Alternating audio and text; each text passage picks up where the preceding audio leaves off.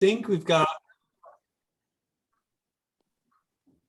I think we can get things started. Let's take a look to see who we have. We have Sarah's coming.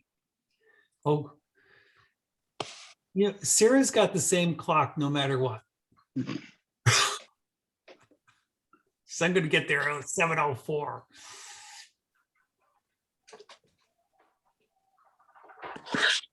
But at least she gets here. That's good. Another person joining. It's Leslie.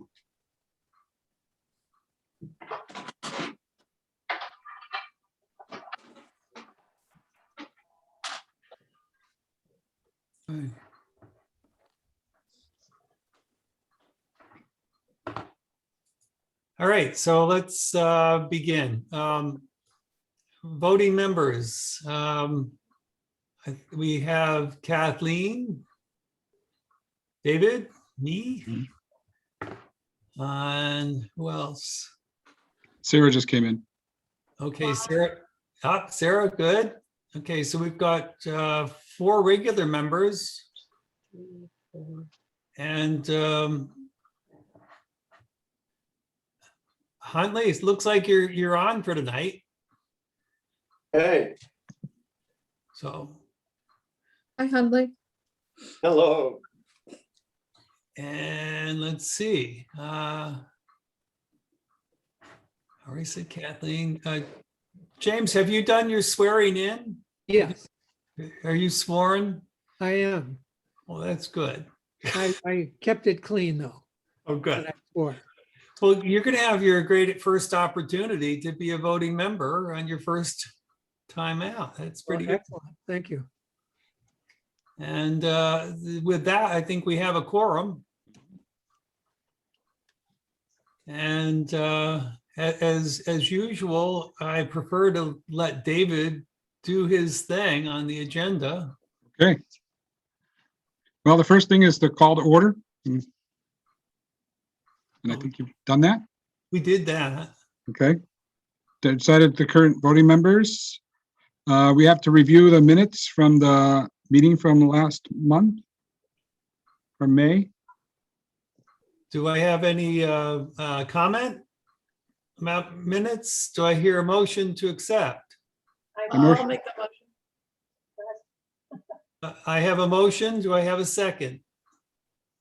Second, I don't know which one you took. All right, one of those is a motion, one is a second. All in favor? Aye. Aye. Any opposed? Just for those who don't attend these meetings regularly, sometimes you go to the selectmen meeting and they all vote everything and they always say each person, our votes, if someone has a nay vote, I will then call the vote. Otherwise, we'll work and not call the vote individually. And if anybody has an issue with that in any particular vote, they can remind me that they would prefer to have the roll call called, and I will do that. So that we make sure that we record votes properly. Minutes approved? Yes. Anything not on the planning board for this evening on the agenda? Anybody have anything that they'd like to? Our public folks, if you have anything that wasn't on our agenda that you'd like to talk about, this is your time. No, thank you. All right. Okay, so it sounds like we have a public hearing this evening. And welcome members of the public to our public hearing. Thank you. And it says we're supposed to introduce our planning board members. So, I mean, this is what we should be doing. So I suppose David Campbell is our secretary. And he's the guy who usually runs the meeting mostly. I'm just a figurehead. Kathleen Dougherty, who is quiet most of the time, except when she says something, everybody listens. That's a good thing. Sarah Kimball, who is constantly 3 minutes late to our meeting on purpose. Hey, she shows up, that's a good thing. But she has been the longest serving member on this board, like forever, and knows everything. So she's wonderful. Let's see, Huntley.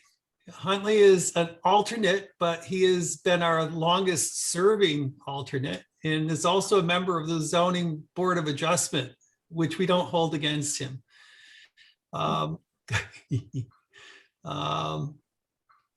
And James Wasco, Jim Wasco is our newest alternate, and he's serving as a voting member this evening for this public hearing. And we welcome you, Jim, to our noisy group here. Thank you very much. I'll try to be as noisy or as quiet as you'd like. Well, we truly do enjoy different perspectives, and we find them frequently here. And I appreciate that because I learn a lot. And that's good. So I think that's it, right? Yep. Unless somebody joins us at some later time, as I said, Chris McAleer may or may not join us at, when we're in progress, but there it is. David. please. Next. Okay, so the first part of the public hearing is the lot subdivision. The owners of the proposed subdivision on Dundee Road, tax map Route 16, Lot 8A. It's under the Andrew Beal Trust. And I will bring up the document for us all to see. Andy, you're going to be talking us through this? Can everybody hear me okay? Yes. Okay. Wow, you're willing to come back to us after we did that crazy stuff on Thornhill? Well, we had crazy stuff, yeah, but you know, we're all in this together. We're all working our way through things. So Okay, Yeah. we'll No, try to no. be nice this time if we can. no, you guys are always nice. It's tough. It's tough sometimes to be on either side of the table, so to speak. And I know you're a member of your planning board in your town, so you appreciate it. So, Yeah. but please go through this. We'd appreciate it. Okay, thank you very much. My name's Andy Fisher. I'm with Amanuensis Survey Company, who we've done this survey and are representing our client, the Andrew Beal Trust. So it's a fairly, if any subdivision is simple, this is a fairly simple 2-lot subdivision. We are proposing, it's almost a split down the middle subdivision of, we refer to this as the Dearborn Field. That's sort of what it's been known as. It's a beautiful, I assume everybody knows where it is, and I've driven by it probably 100 times. It's a beautiful open field. It's very good soil for the most part. The open field is very good. It's right along Dearborn Brook.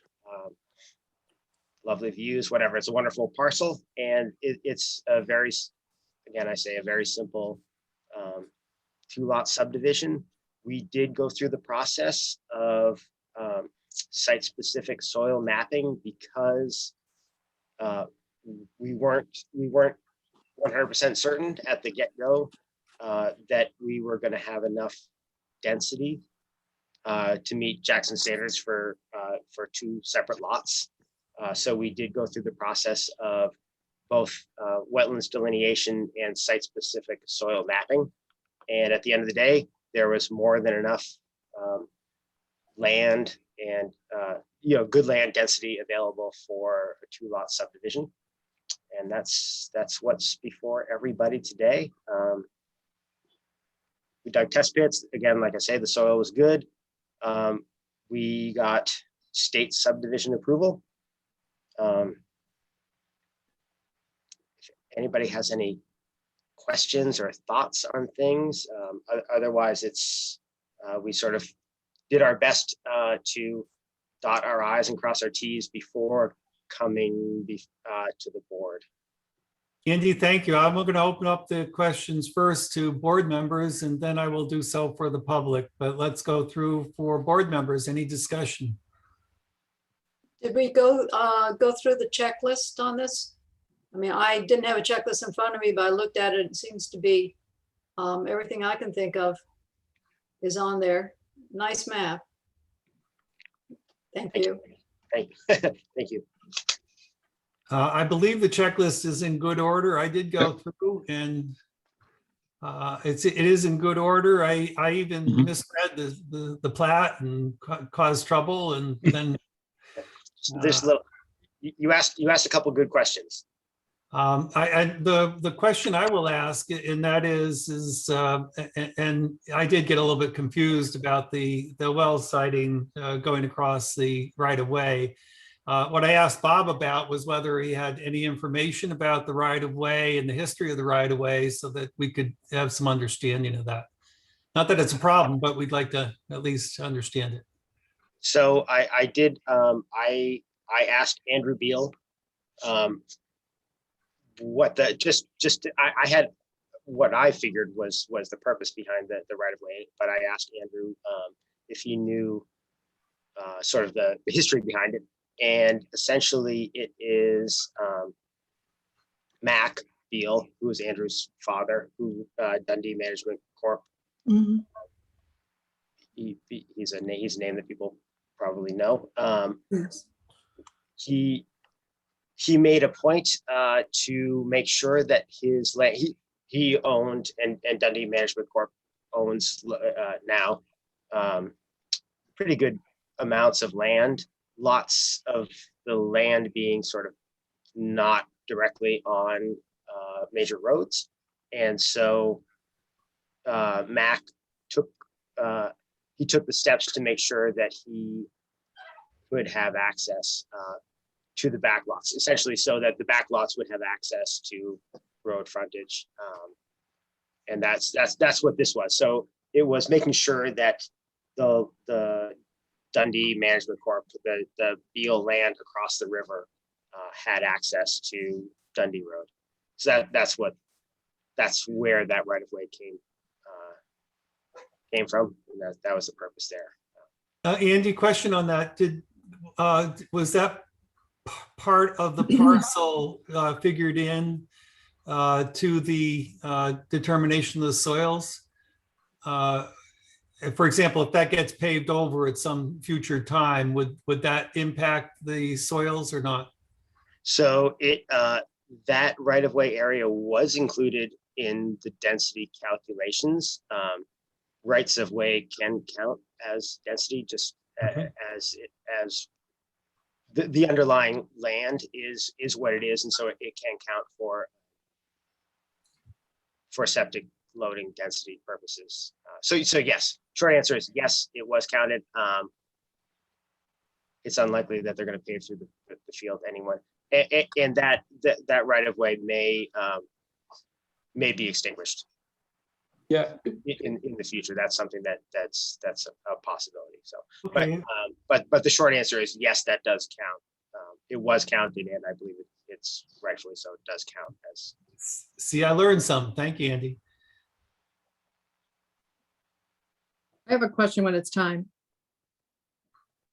Okay, any other questions from board members on any other parts of what we're seeing here? I didn't see anything that particularly that excited me one way or another. So go ahead. Anybody else? I was wondering if Andy knows whether or not the lower lot closest to Marilyn Rhodes' house, is that going to be an access for the Upper Saco Valley Land Trust acquisition of land on the other side of the brook, or is that intended for development or a home lot? Andy, do you want me to answer that? You're welcome to answer that, JT. Yeah, absolutely. So just, my name's JT Horn. I work for the Trust for Public Land, Okay. and we are a national land conservation group that has put the Dundee Management Corporation lands under an option agreement to purchase and to conserve as a Dundee community forest with Yep. the Upper Saco Valley Land Trust. Mhm. So I work out of our Montpelier, Vermont office, and I'm the project manager on behalf of the Trust for Public Land, who's really leading the whole Dundee Management Corp acquisition process. Welcome. Thank you, thank you. My And- husband and I own the lot with the red house on it that abuts this property up on the hill and the 2 lots above it. Got it. Okay. So just a little bit of additional context on this. The reason this property has been added is that, or is being proposed for subdivision. So the acquisition of all of the Dundee Management Corp lands, which is a very large holding of about Yes. 1,200 acres in Jackson and Bartlett. This Dearborn Field area is a key access point from Dundee Road. And Yes, so it's held by the Beal family, by Andrew Beal and his brother Jay. we know him very well.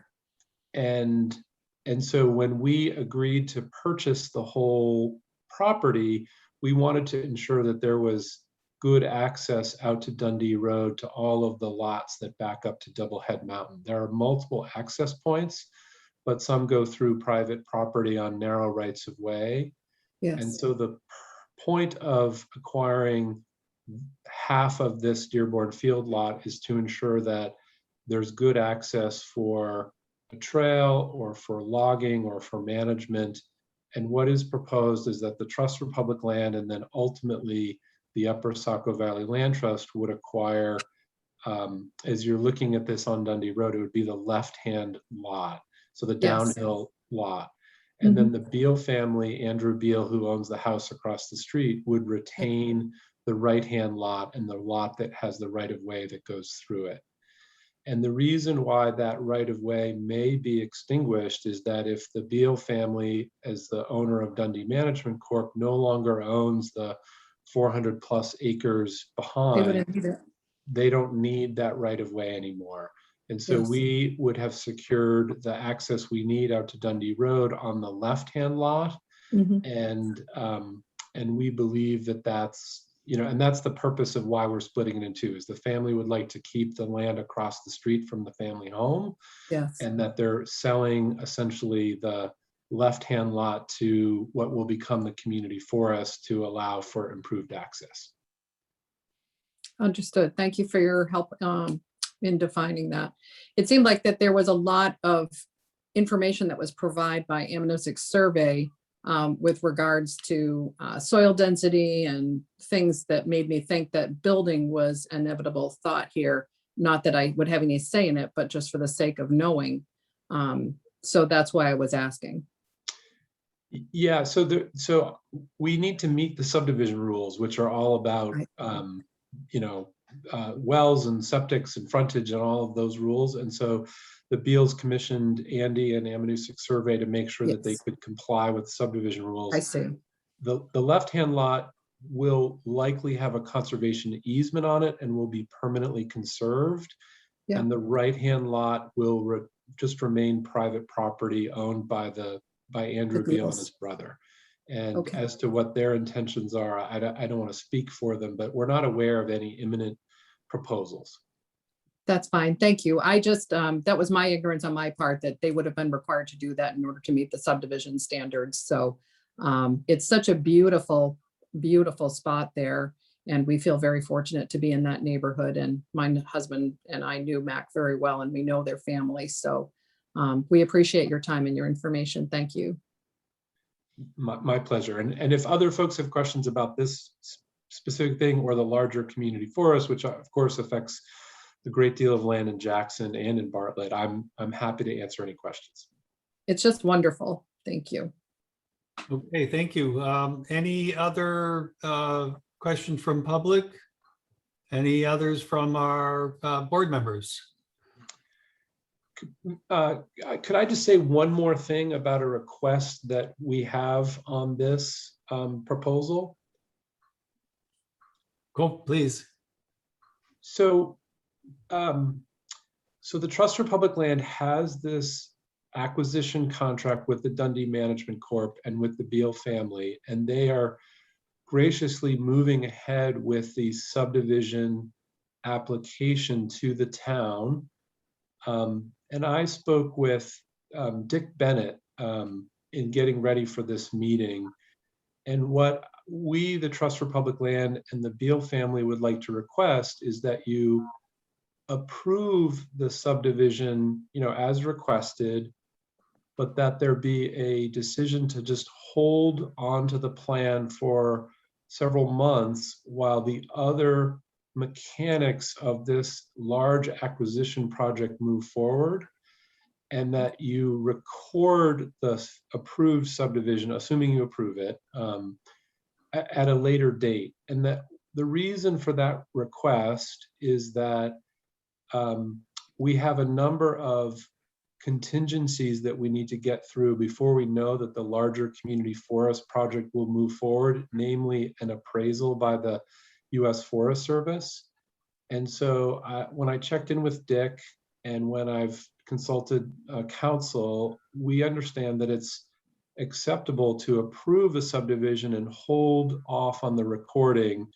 And we're just requesting this mostly as a courtesy so that the Beals don't end up with 2 lots and 2 property tax bills and then have the community forest acquisition fall apart. They're being very gracious and patient as we work through a very daunting set of hoops and hurdles to secure all the money to acquire this land.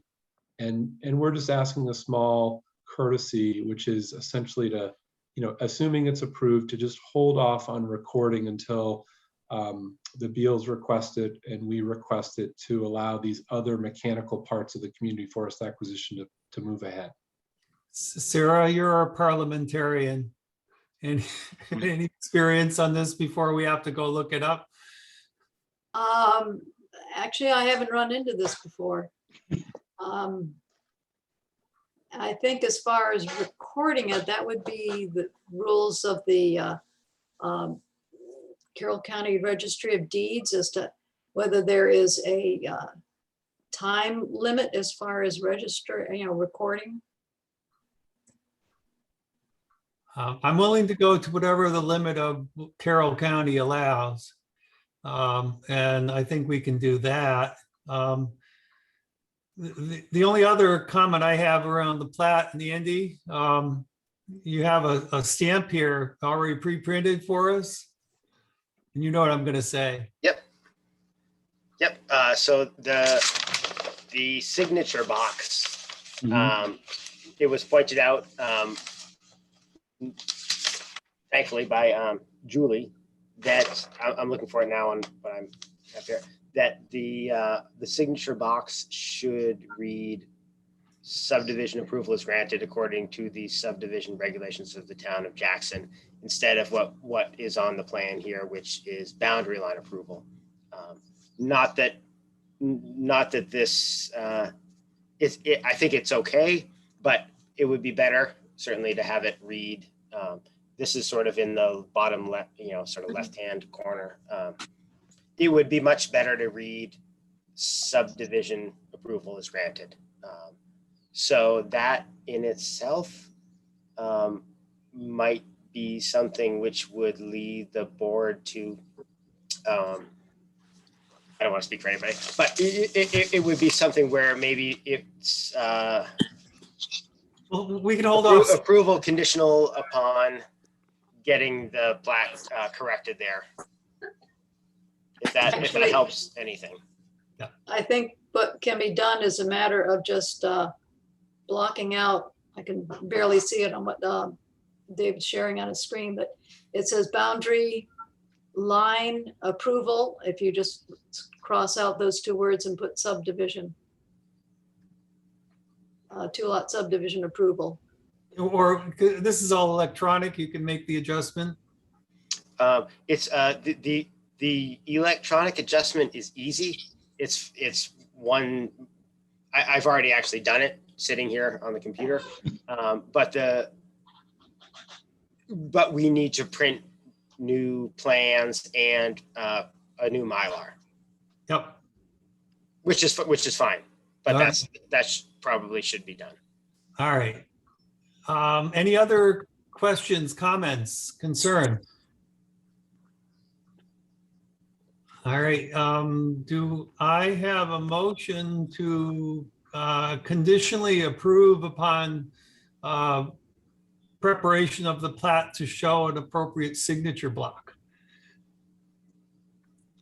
Actually, I think we have to accept the plans and before we approve them. You're right. That's why, Sarah, you're here. Yeah. Happens every time. Do I have a motion to accept the plan? I motion to accept. I second it. Okay, I have a motion and second. All in favor? Aye. Aye. Any opposed? All right, hearing none, it's unanimous. And so we've accepted the plat and proposal. And now I think we have to approve it. Is that not correct, Sarah? Yep. All right. And so then now I will ask. Do I hear a motion to approve conditionally upon receipt of a plat that has an appropriate signature block and to be submitted at some time within Carroll County regulation for getting this thing from the date of our approval? A motion to approve. Okay, I have a motion and a second. Any further discussion? Right, hearing none. All in favor? Aye. Any opposed? It's been approved unanimously. Andy, you good? Yep. Thank you all very, very much for all your time and effort and being here. I appreciate it. Thank you very much. Great. Thank you, everyone. And I can be in touch, or we can have Andy be in touch as the other mechanics get done on the community for us. But what we're anticipating is that we would want to actually have the recording happen in the fall after we get through an appraisal hurdle. So, and I've done this in other towns.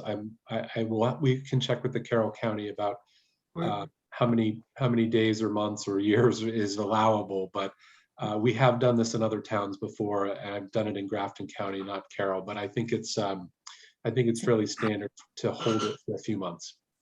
We're open to that as we suggested, but within the limit, whatever that is. Yeah, and I'll make sure that we look that up and circle back with you. Okay, that'd be great. Anything else to come before this public hearing? We have a lot line adjustment also. No, okay, so we have a, thank you. All right. Let's go to our second part of our public hearing. Then we don't have to do all that other stuff twice. Thank you. Thank you. I was kind of hoping, yep. I was kind of hoping we could just go to the next one. Okay, so the lot line adjustment, the owners of the proposed adjustment is at 745 Carter Notch Road. Property is owned by Robert Van Cook and Robin Kruskin of HG Properties. I have the only document that had any type of map, I will pull it up, is the second one. And that is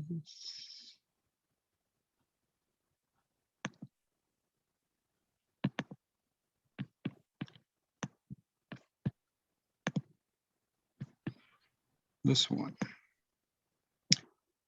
The other document, the lot 42, it's lot 42 and lot 45. 42 had no map on it at the bottom. It was blank. I don't know if it's incomplete. Lot 45 only shows this. That's the only documents that we were sent. All right, so we received no plat, is that correct? That's correct. There's one on the town website. There's one on the town website, and there were 5 paper copies and a Mylar delivered. I didn't get that. All right. I'll only stop sharing and I'll pull it up. Okay, We'll find it. Yeah, we're, yeah, no, it's fine. I had my son drop them off at the town. I may have gotten them. If they're on the website, I can get them. I was just there a few minutes ago getting I the other. believe the one that was posted on the website was a draft copy as well. Excuse me, my name's Steve Heiliger. I was hired to represent the Annex and the Hutchings on this matter. welcome. Thank you. We'll give you a chance as soon as we get some.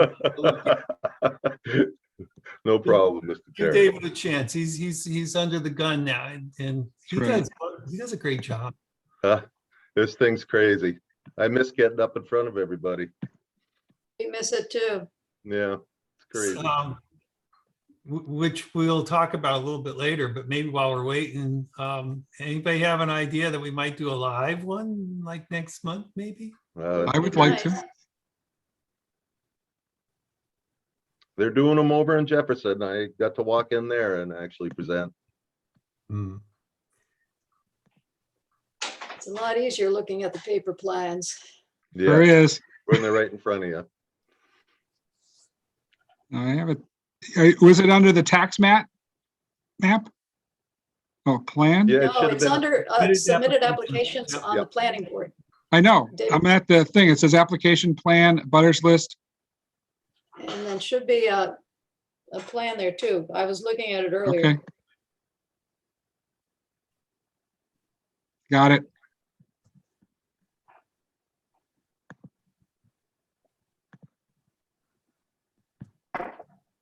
Whenever Dave is doing that looking, I always think he's looking like into your soul. There it is.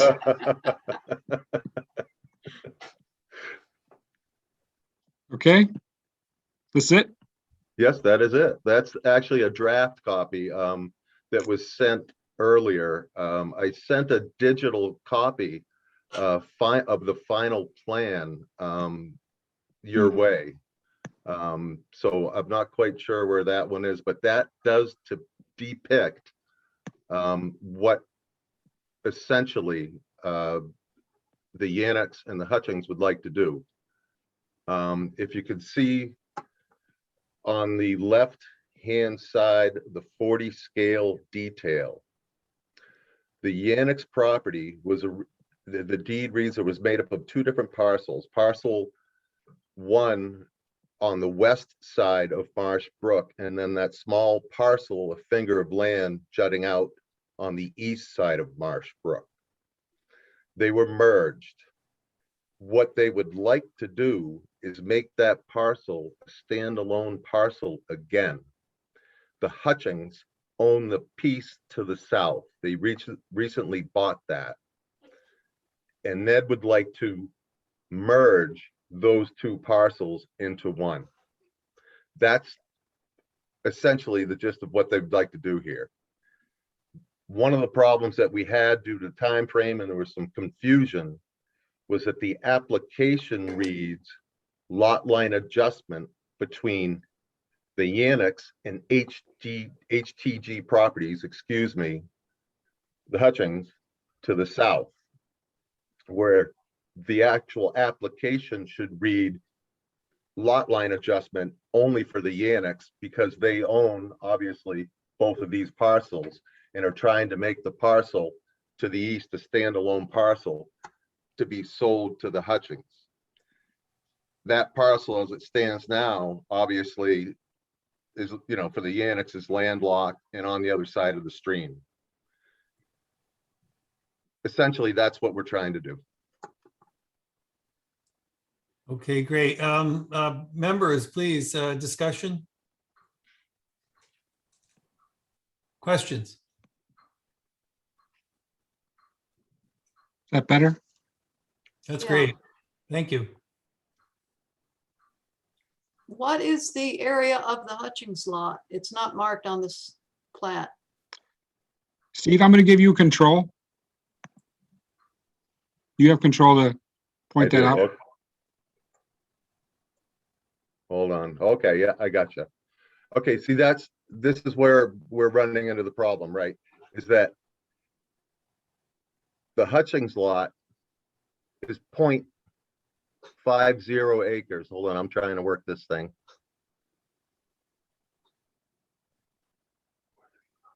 Okay. The Hutchings lot is right here, okay? Right now, that one is not being considered. What we're considering and what we're doing is that we're separating this parcel, which is parcel number 2 of the Yannick's deed that own the large parcel. Hold on, let me figure this out. Oh, geez. Here we go. Here we go. This parcel right here would be the whole Yannick parcel. This finger is part of their land. That is parcel 2 of their deed. They merged these lots, okay, when they were 2 separate lots into one. It was recommended to the Hutchings to have a boundary line adjustment done to make this a standalone parcel. HTG Properties, the Hutchings, recently purchased this piece here. What the end result they would like to do is to eliminate this line and merge these 2 lots. This piece as it stands, obviously, you know what I mean? The Yannis can't do much with. It has no frontage. It's landlocked. It's on the other side of Marsh Brook. By adding this parcel here, HTG Properties is about a half an acre. Okay, it's on the other plan that I sent to the town. By merging these lots, you would decrease the size of that, plus give road frontage. Okay, so this would become, essentially what they would like to do is make this become one whole lot that the Hutchings are going to own. Yeah, what you have is it's a boundary line adjustment, but the boundary line is between the Hutchings land and the Yannick Kostrin land. That's yes, that was what happened was, due to the time frame, the application that was filed does not match the plan, and we completely realize that. So what you have is the normally boundary line adjustment plat would show the line that is to be extinguished, and then what the new line is going to be. Yes. So My what you had original your- configuration was to extinguish right, this you're line, extinguishing that line, right? and then trade it for this line right here, okay? Right, That was the original configuration I came up with. and that's and then- makes sense for what you're Okay. doing.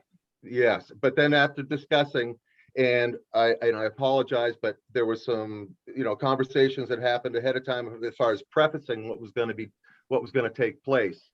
And so we're presenting this at the time, and I realize that the configuration that I just explained to you, by eliminating this line and establishing this line, that Right. would be the boundary line adjustment.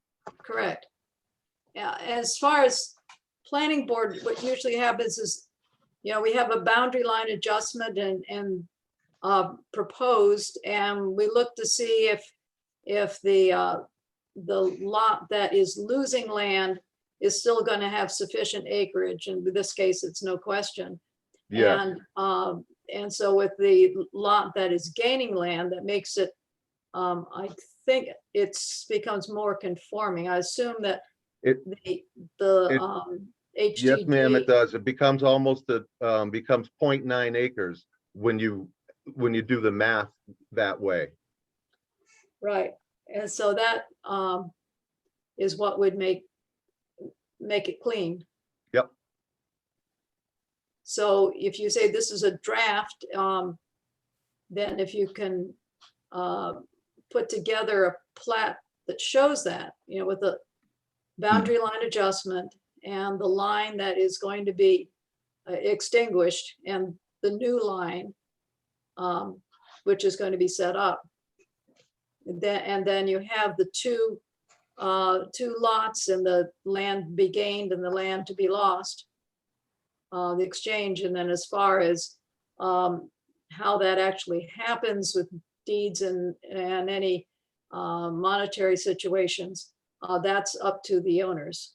Correct. As far as the planning board's concerned, we just want to make sure that the lots that are created then meet our regulations. Yes, correct. Yep. No, I agree. And I actually have that configuration already drafted up. And the application that you have before you that was submitted reflected that first configuration.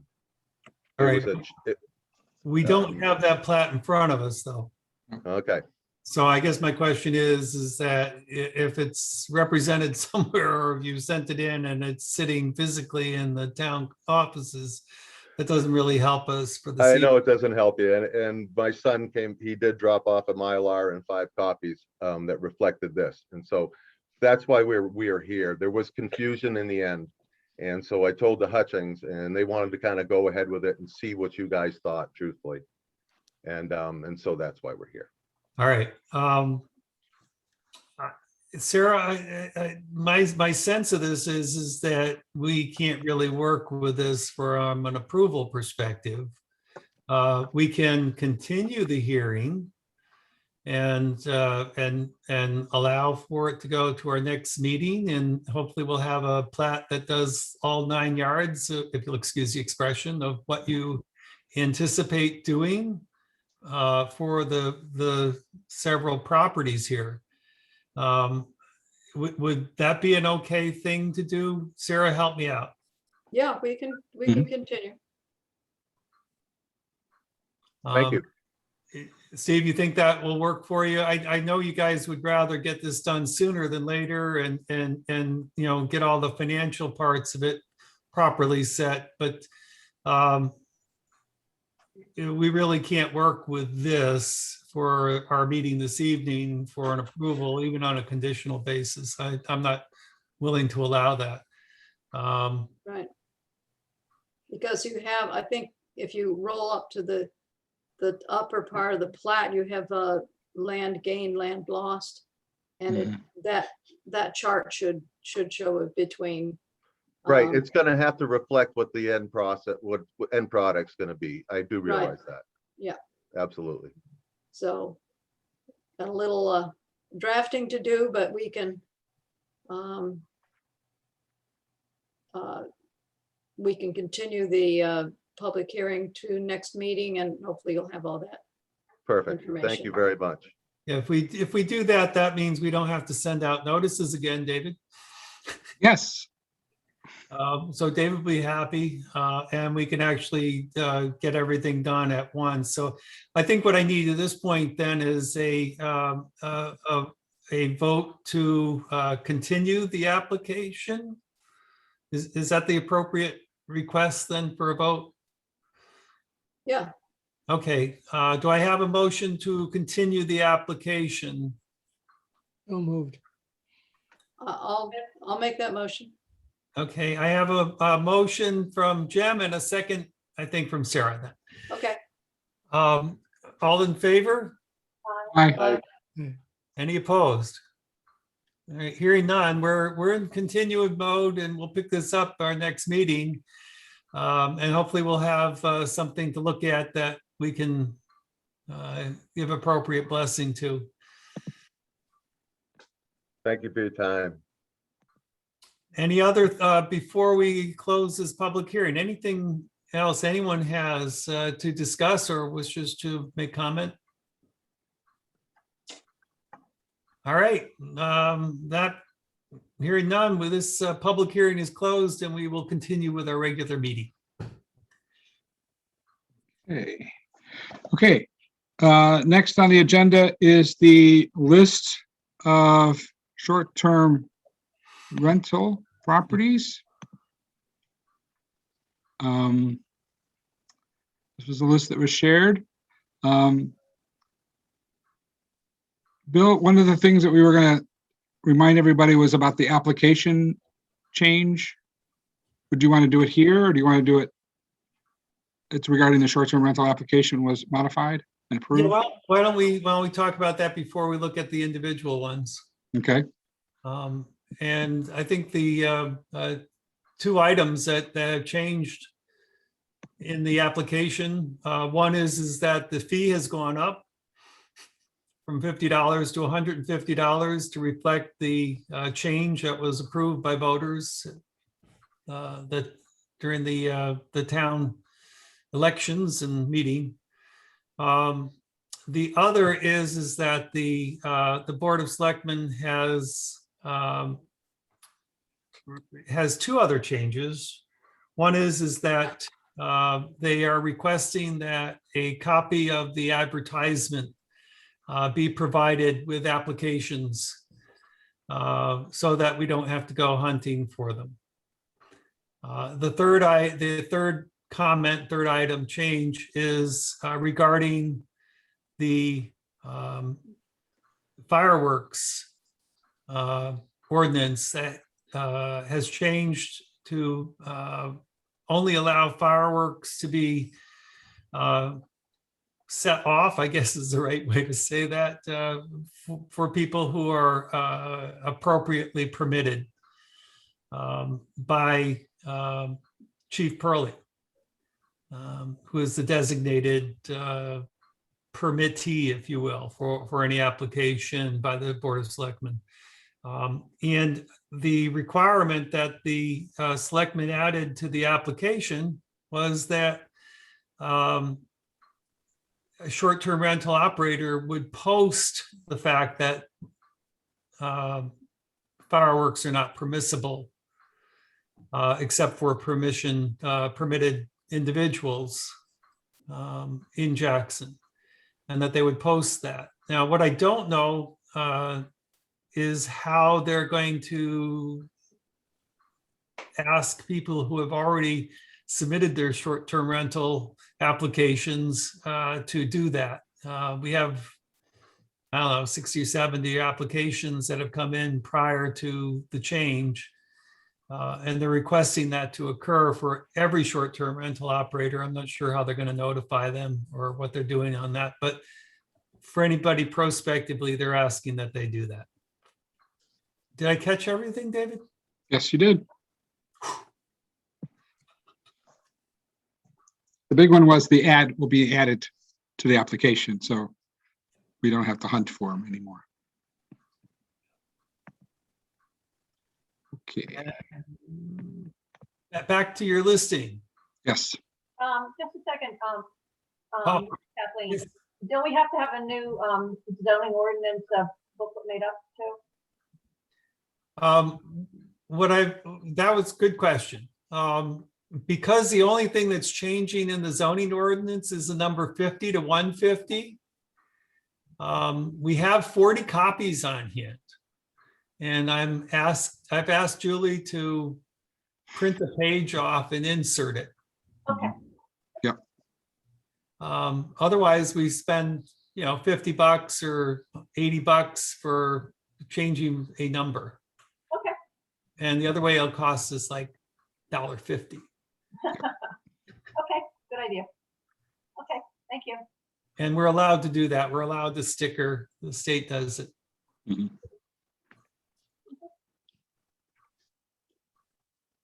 Good question. Okay, so everybody was sent this list earlier. This is the Breen property on Whitney Hill Loop. It has a 3-bedroom permit, 3-bedroom septic, 4-bedroom tax card, advertises 3 bedrooms, sleeps 8, which meets our requirement.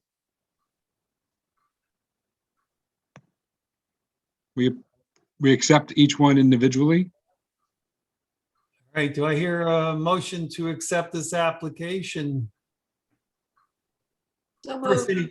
okay, I'm supposed to ask first, any discussion? Okay, none, hearing none. I heard a move to accept. And a second? Second, All right, we have a motion to accept in a second. All in favor? Aye. aye. Any opposed? All right, we're good. David? Okay, the first, this is, the next one is is the first one I remember. I don't think I've seen one like this. This is the dormer. It's a 3-bedroom condo, 3-bedroom tax card, advertising 3 bedrooms, sleeps okay. Meets our requirement. This one is not an existing, this is a new one, so they are now limited to the 30 rentals annually. Good. So this is a new short-term rental property in Jackson. So, All right, any discussion? Do I hear a motion to accept? So moved. Second? I have a motion to approve in a second. All in favor? aye. Aye. Any opposed? Hearing none, let's move. Okay, next one is Finan on Jackson Highland Road. Also, no building permit, no septic on file, 3-bedroom tax card, advertises 3 bedrooms, sleeps 6, okay. This is also a new one, so this would be limited to 30 rentals annually. Any discussion? You guys are real quiet tonight. Yep. Motion to accept. So moved. Second? Okay, we got a motion and a second. All in favor to accept? Aye. Aye. Any opposed? Hearing none, let's move on to the next. Haley on Adams Road, no building permits, 3-bedroom septic, 3-bedroom tax card, advertises 3, sleeps 7, meets our standard. Discussion? Motion? Motion to accept? Second. All right, I have a motion to accept in a second. All in favor? Aye. Aye. Any opposed? Hearing none, let's move to our next one.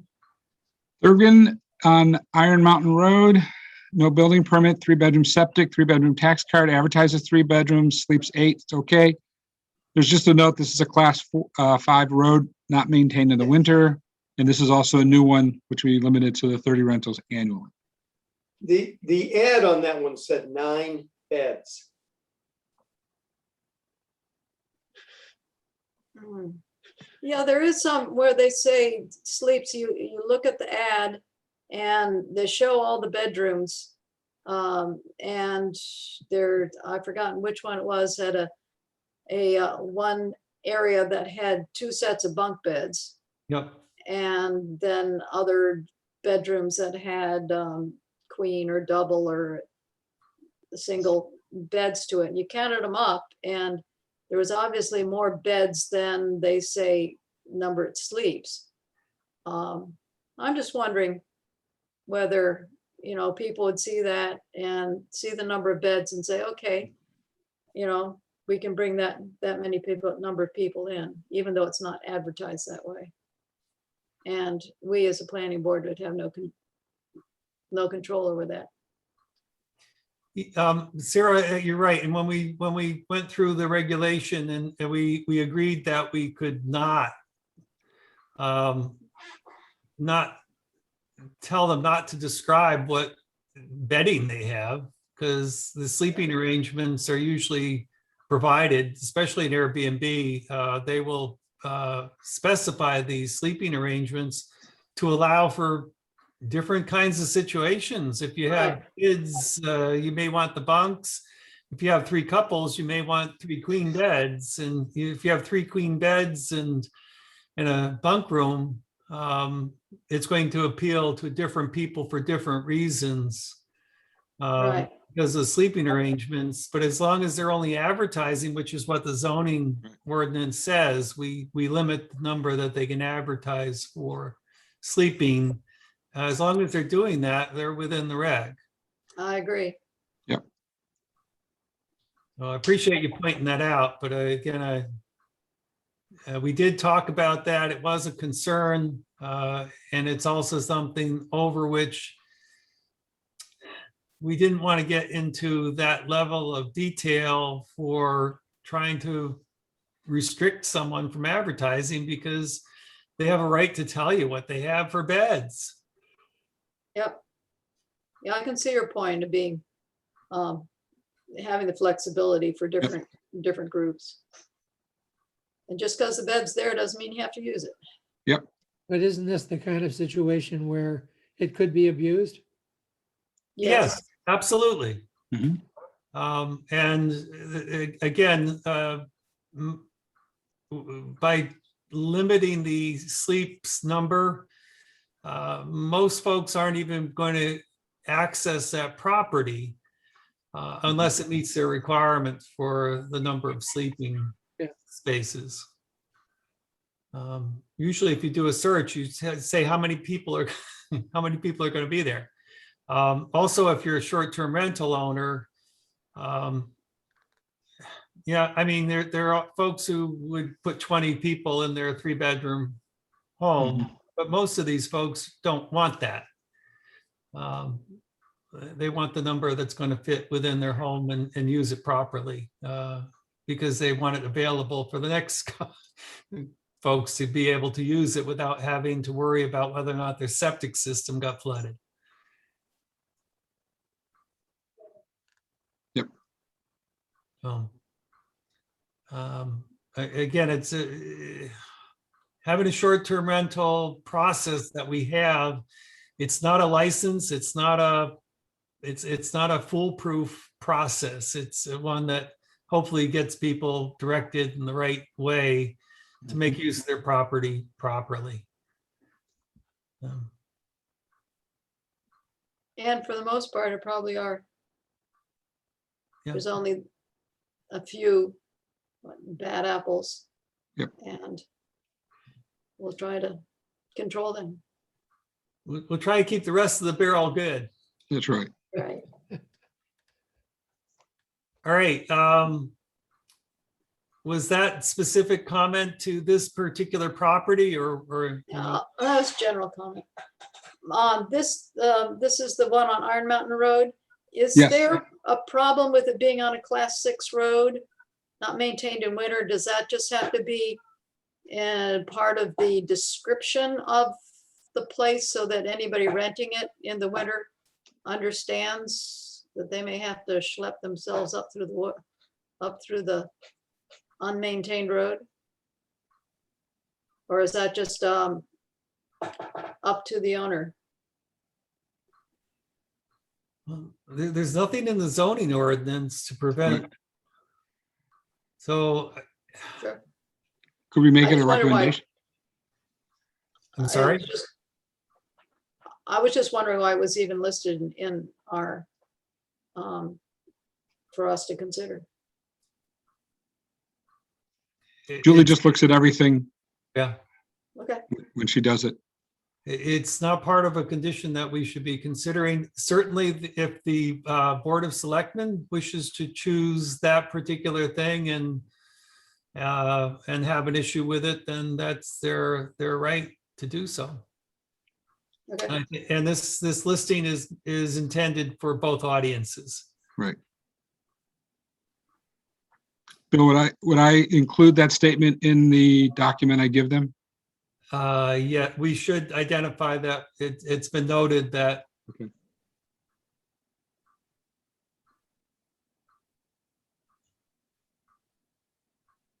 Okay. All right, so do I have a motion to accept this application? Motion to accept. Second? Okay, I have a motion and a second to accept the application. All in favor? Aye. Any opposed? Hearing none. David, Okay, this one is going to be the one we're going to talk about. Thistle Rock Realtor on Black Mountain, 2-building permit, no septic, 3-bedroom tax card. They advertise for 3, sleep 6. The tax card says, the tax card says 3. The building permit says 2. So When we we're looked, good. when we looked at the listing here, you know, with the advertisement, Mhm. I clicked on it and all you got was an Expedia list of reviews. It had no information about the particular, and then in the, I guess on the application, they did show a VRBO advertisement with stuff marked off on it. I was kind of confused as to what was going on. So did the applicant add the the listing for the advertisement? Or was that something that the office put together? Let me pull it up. They typically don't print out the ad. But let me stop sharing and pull that up.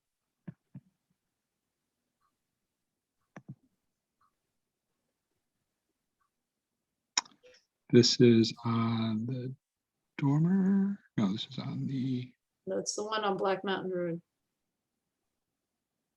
Way out in the boonies. At the end of a long driveway. If you want seclusion. got it. Okay, here is the application.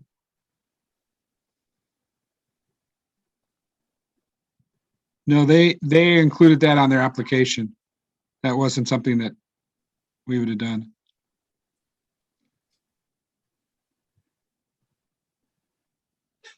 Can On you the share app- that? on Sure, the I'll application, share it with you.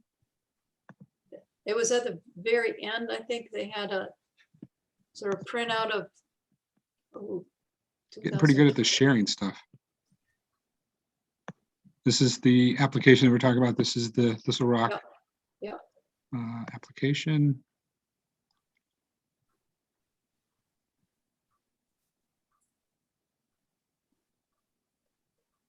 Three nights, 4 adults.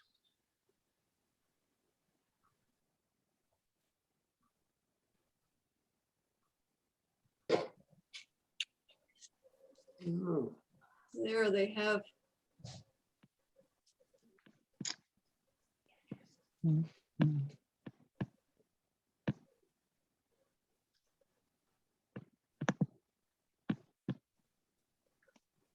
It's just, is there the page above that? Where it says bedroom bedroom. 3, There it 4, is. 1, and 2. So double, 2 bunk beds. And then a twin and a,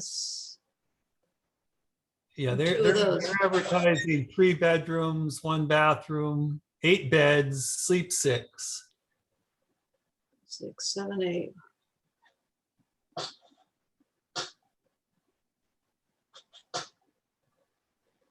They say 3 bedrooms and sleep 6. Right. So to adhere with what we ask for, it would have to be 2 bedrooms, sleep 6. Yep.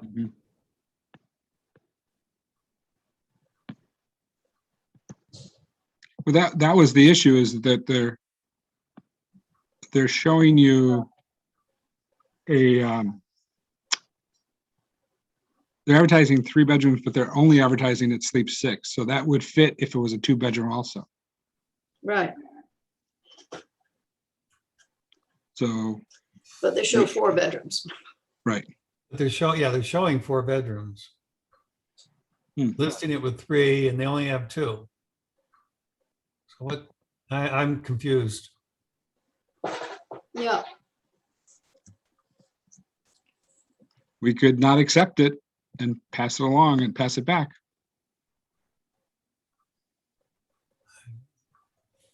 Do I hear a motion to not accept? I'll- Yes, I'll move. Yeah. And do I have a second? Second, I have a motion to not accept and a second. All in favor of not accepting? Aye. Aye. Hi. Any opposed? All right, this is not accepted. This- Not okay. Okay. Now, okay, so moving along. Bill, you didn't really introduce James to the group. You were gonna do that. I don't know if you want to do it now. That's it for the short-term rentals. We're done. All right. Jim, thank you very much for becoming an alternate. My Welcome. pleasure. My pleasure. And Jim is a resident of Carter Notch Road. And you've been living here full-time for quite some time and owned the property here for even longer. Yeah, we moved here full-time 6 years ago in March, but we built the house in 1981. And prior to that, we owned a house on Jackson Ridge. So in fact, we were married in this town in 1972. So we've been coming here a long time. And now this is our permanent home. And you have your shirt with Union Hospital. You might give us some background about what you. Okay. Well, I trained in medicine. I went to the University of Michigan undergrad in medical school.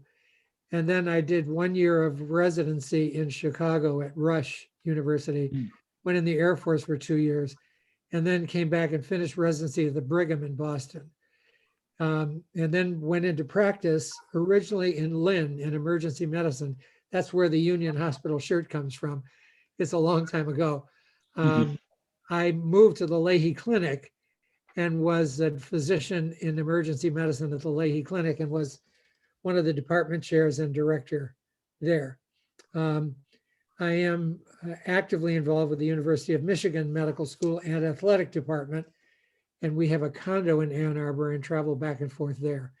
But in the past 18 months, my office there is closed, so we've been here the whole time. And so that's basically it. Love Jackson. Impressive. Pretty impressive. Yeah. Well, we love Jackson. The one thing that has been daunting to us is right across the street from you, Bill, and that is the Jackson Falls crowds. During the summertime last year was an absolute awful mess. Just an awful mess. We walk our dogs down there most days, our dog now, one dog, and it's unusual for us not to pick up something that's left over, Yeah. In the summertime. So It's going to be interesting to see how that works out with the changes they Yeah. made.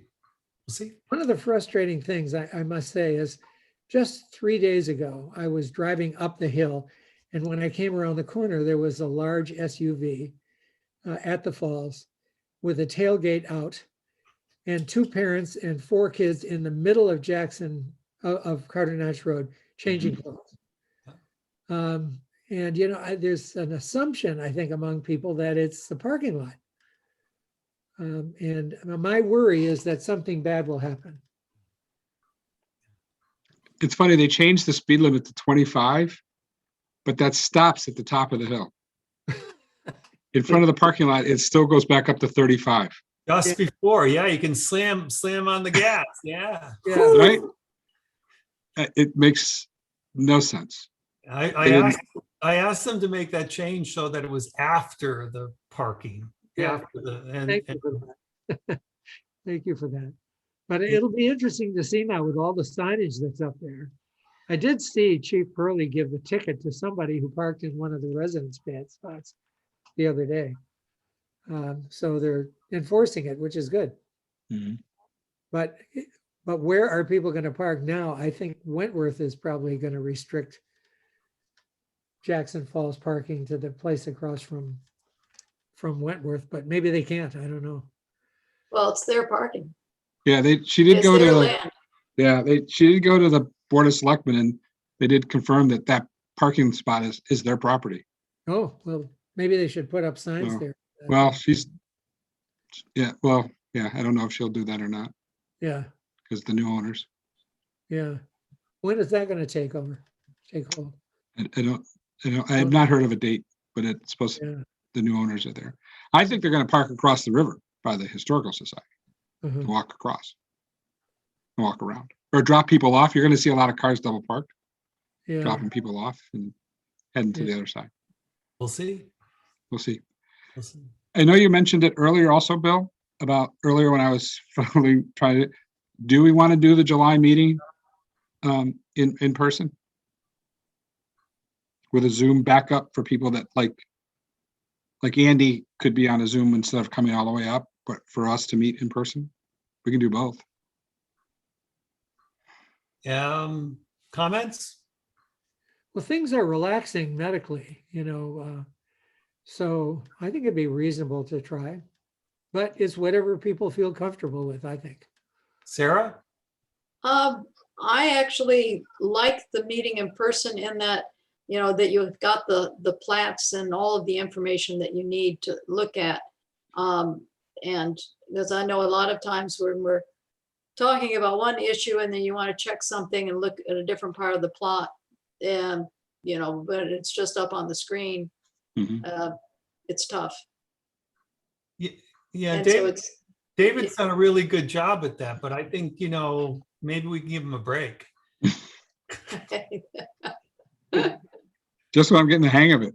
Yeah, exactly. Yeah. Right, doing well. But I do agree. I think you and I talked about it, Bill. I do like the Zoom thing because like Andy doesn't have to come in. The gentleman, Mr. Horn from Vermont, Yep. could still join the meeting. Yeah, yeah. So we could do a duel, but for us or anybody in Jackson could come in person, but we could do both. Right. I think a lot of- I'm a in lot of favor. businesses have- A lot of businesses have recognized that Zoom is a legitimate option. Oh. So, Like you said, Jim, you were on the calls all day. I was on 6 of them today. So yeah. So May 7th. I'm in favor of doing a live meeting, even though I'll have to mask up for my purposes, but even though I'm vaccinated, but I still will have to. But I'm still good for the live meeting, if everyone agrees. Yep. But everyone has Is to. there- Is everyone vaccinated? Or is Yes. anyone not vaccinated? Vaccinated. Vaccinated. Vaccinated. Yep. I don't know about John Allen and David, have we included him on our, Yes, he got this invite. okay. We have to remind him that he needs to show up. I will have Barb. Legally, he needs to show up. Yes, I'll remind Barb. Or to He only have has, a, the only email address he has is the one at the town. Okay. So I don't know how often he checks that. We had problems with another select person, as I recall, when she was first appointed. Oh, I'm sure. Sometimes she was uninvited and she just showed up.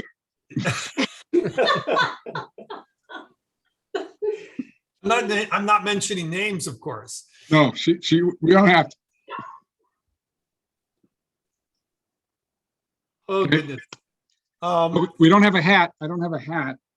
We don't, and last meeting I asked if everyone would please come up with ideas about, what they would like to get addressed when we start getting more normal in our meetings here. Tonight we had a couple of discussions for, a public hearing, but we won't have every time. I have already raised my hand saying I would like us to do the water ordinance for the coming year. If there's anybody else who's got anything else that they really like to see us get at this year, can you please, maybe forward me a note or, and let's make sure, David, that we get it on the agenda for next Sure. time out. This is Will Reisig. Could I make a comment, please? Sure. All right. This is going back to the discussion about the format for the July meeting. I'm not sure if everybody's been keeping up with the text chat, but I did state earlier that it's my understanding that the board the town boards can meet in person, that I know the Board of Selectmen has done, as you suggested, with meeting in person with the option to call in via Zoom. And I'm fairly sure that if the members of the board are fully vaccinated, masks are not required. And while Emily Benson, the emergency management director, was on the call, she posted a link to the to a publication from the New Hampshire Municipal Association, which confirmed that. So, as you suggested, it would be possible, very possible, to hold meetings in person with these guidelines. Great, thank you, Will. Not a problem. Just wanted to make sure you were aware of that little exchange. Okay, great, thank you. As far as a hybrid meeting goes, there was someone who is I was chatting with who had been at a selectmen's meeting, and she said that they had a very good setup as far as being able to do it as a hybrid. Right. That you could, even though you were on Zoom, you could still hear all the conversation. Yeah, Yeah. Julie's did a nice job on setting up the speakers. Yeah, you So- can do well at the meeting table. Any comments from people in the audience are difficult. They don't pick up well, so that part is not good, but They could be asked to come up to the table. yeah, so I think that's part of just figuring out how to do that right. Okay, so I think what I heard everyone say is we're going to be live. Live. Meantime, there are books available to our new alternate, Jim, the land use regulations. There's a copy for everybody. If you haven't picked up your copy yet, they're available at the town offices. Julie's checking people's names off as they pick them up. So please grab your copy. If we run out of copies, let me know. I'll give up mine. They're also available electronically. You can access them as well. Okay, thanks. Anybody have anything else before you all run off? Do you need a motion to adjourn? I can't see any hats. No. Okay, I make a motion to adjourn. I have a motion to adjourn. I have a second. Second. All in favor? Aye. Aye. Thank you, everybody. Good, everybody. Thank Good night. you. Thank you very much. Night.